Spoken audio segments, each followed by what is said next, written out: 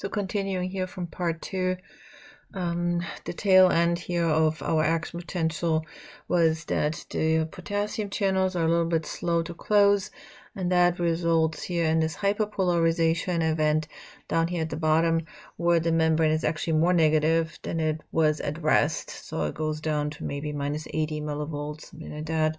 And then the sodium potassium pump will bring the membrane back to what it was before it all started.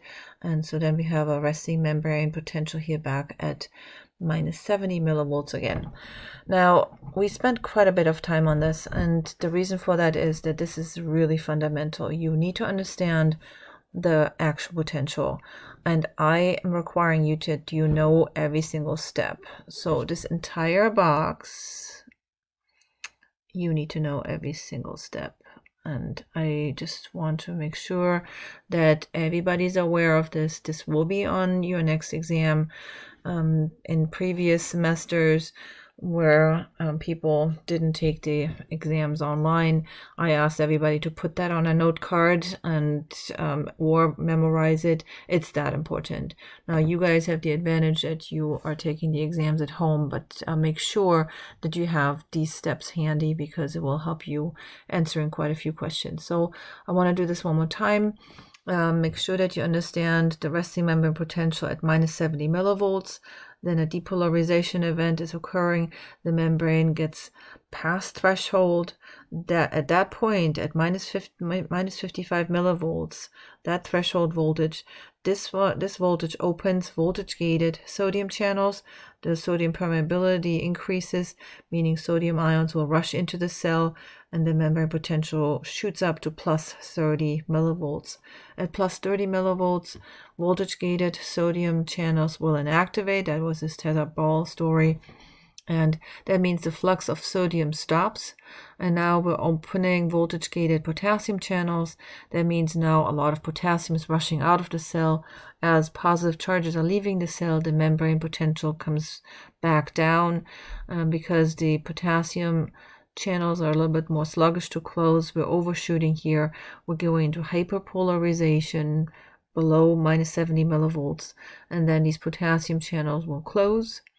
The sodium channels will also close again once they passed the threshold voltage here. They will come out of inactivation and then actually close again so that the membrane gets ready for the next action potential. The sodium potassium pump will reestablish everything to come back to a resting membrane potential of minus 70 millivolts. And at that point, this membrane is ready to fire another action potential. So now we're finally done with the slide here. Promise the next ones are going to be much faster. And here this slide shows you the permeabilities that are different for sodium and potassium. Basically the only thing that you should get out of this slide here is that sodium, the movement of sodium is just much faster than potassium. And that's what I mentioned earlier. The reason why we have hyperpolarization at the end of an action potential is because these potassium channels are relatively slow compared to the sodium. Now, nothing is slow about an action potential. Take a look at the timeline here. These are milliseconds. And you have this reference here to this A&P Flix video that you should by all means watch. It's the generation of an action potential and explains everything that I just I was talking about the action potential. It explains it with an animated video, and I highly recommend that you're watching it. It's posted in Canvas and the module for the nervous system lecture. So here we're looking at a sodium channel, and keep in mind at rest here at minus 70 millivolts, the sodium channels are closed. Here is this is the activation gate. This one is a voltage gate. That means once we are reaching the minus 55 threshold voltage, this thing will open up. So this gate will open and it will allow the flux of sodium ions. Now up there at plus 30, once we are reaching plus 30, then this tethered ball will swing into place, and this is here the inactivation gate. So here one more time, as soon as we're reaching minus 55 millivolts, that's the threshold voltage, then the voltage sensor in this sodium channel will cause the activation gate to open up, and we get the flux of sodium ions through the channel. And here we see a positive feedback loop. In other words, as the membrane potential increases and gets more and more positive, well, I should say less negative, so as we're approaching the zero and then even going past the zero on the voltage meter, the more the membrane depolarizes, the more sodium channels open up, and so the more depolarization you get, and so you get this positive feedback loop that then accelerates the change and gets us all the way up to plus 30 millivolts. So this slide here shows as soon as the activation gate is open in the sodium channel, sodium ions will go from the outside of the cell, rush into the interior of the cell. The membrane potential shoots up until it reaches plus 30 millivolts, and at that point, at plus 30 millivolts, the tethered ball, the inactivation gate here, swings into place, and we are stopping the flux of sodium ions. So at plus 30, the flux of sodium ions will stop because the inactivation gate is in place.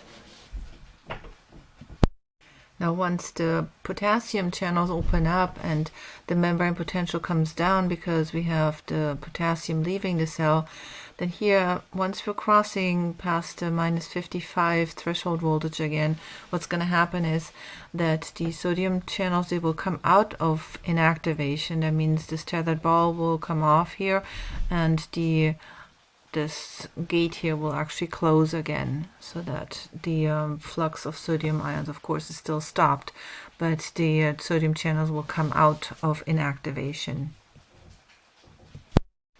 So you might think, oh, what's the difference? Open, close, activated, inactivated. What's the difference? Why do I even need to know about this? Well, it's important to understand about this because it is necessary for an axon to have a brief refractory period. And that means that we want to make sure that the action potential propagates only in one direction. That means the patch of membrane that has just experienced an action potential should not be able to generate another action potential right away. So we need to render it in refractory for a small period of time. And so for that, we need to make sure that these sodium channels they stay inactivated until the membrane actually goes below threshold voltage again. And so that's what you see right here in this slide. You have all the events of the action potential going on here, the rising phase. So at first we're crossing threshold, the sodium channels open up, sodium fluxes out into the cell, goes into the cell. Sodium channels are open until we reach the plus 30 millivolts. Then the inactivation gate is in place. Right here, this tethered ball falls in place. Potassium is leaving the cell. Membrane potential comes back down here. So during this time right here, what if there was another stimulus that the cell or this membrane should go back up, right back into another action potential? Well, we want to prevent that, and so it's important that sodium channels are inactivated until we're going below the threshold voltage, and now the sodium potassium pump can put everything back in place, and that's now we're going to be able to have another action potential. So while an action potential is going on, the adjacent patches of membrane, they will actually be affected by the event of the action potential. The action potential is occurring right here, and adjacent patches of membrane are affected by this. And so if we didn't have a refractory period, then this, let's say the action potential is moving in this direction. Now we have the action potential occurring here, then while this is occurring here, if this part of the membrane wasn't refractory while this action potential is going on at this place, then the action potential would go back and forth, and that is something we don't want to have. So to make this a little bit more clear, let's take a look at this picture right here. So the action potential is traveling in this direction. We generated it right here at the axon hillock, and now it's traveling, and we want it to go in this direction forward. So as the action potential is being started right here, it's affecting the adjacent patch of membrane, and now the next patch of membrane is experiencing the action potential, which you see right here. Now, as we're having the action potential here, it's affecting this portion of the membrane and that adjacent portion of the membrane. So what if this part of the membrane was not refractory? Well, then the action potential would go right back this way and this way, and we don't want that. So we need to make sure that this portion of the membrane that just had the action potential is refractory. It's unable to have an action potential, so that the action potential will propagate in one direction down the axon.